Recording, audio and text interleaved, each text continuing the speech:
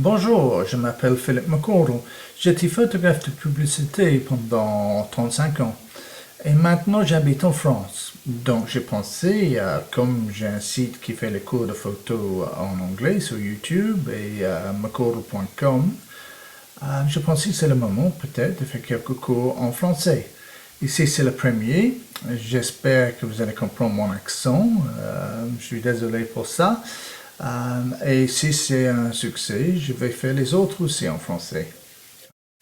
Donc on y va et j'espère que vous allez aimer le cours. Si vous aimez, s'il vous plaît, poussez sur subscribe, comme ça je vais savoir que vous aimez et je peux faire les autres. Bonjour, aujourd'hui on va parler à propos de les tubes d'extension ou les bagues d'approche. J'ai acheté sur eBay parce que moi j'ai jamais eu ça dans le passé. J'avais toujours des équipements assez poussés. Donc j'ai fait un énorme investissement de 15 euros pour l'achat de celle-ci. Il y a quatre bagues ensemble qu'on peut utiliser soit juste un ou tout ensemble.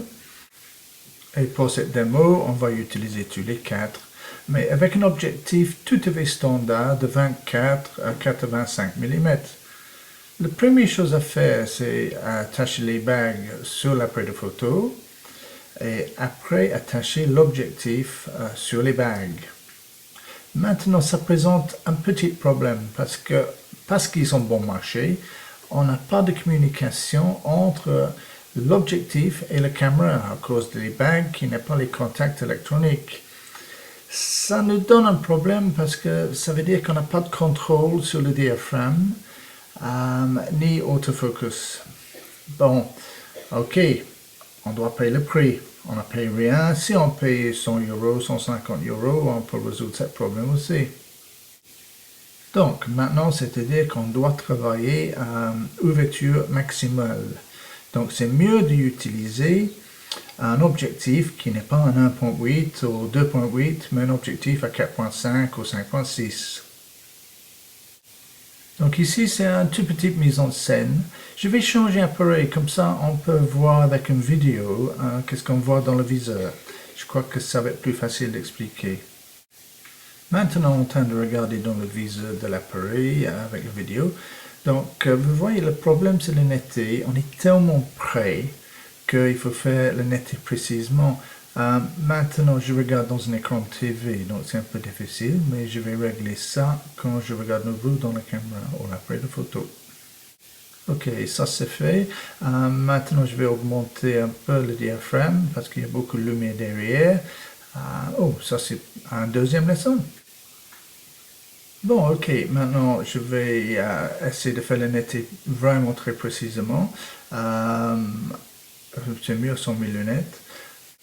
Donc on fait la netteté et on va faire une image.